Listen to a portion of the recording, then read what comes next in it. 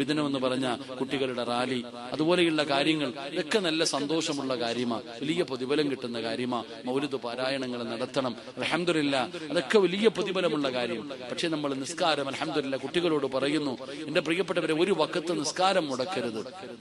എന്തിന്റെ പേരിലാണെങ്കിലും, നബിദിന റാലിയുടെ പേരിലാണെങ്കിലും, ഈ മൗലിദ് എന്ത് കാര്യത്തിലാണെങ്കിലും ഒരു വഖത്ത് നിസ്കാരം നിങ്ങൾ മുടക്കാതെ. ദഫൊക്കെ കളിക്കുന്ന കുട്ടികളുണ്ട്, എടാ നബിദിനത്തിന്റെ അന്ന് ദഫ് കളിക്കുന്ന കുട്ടികളുണ്ട്, നല്ല കാര്യമൊക്കെ തന്നെ.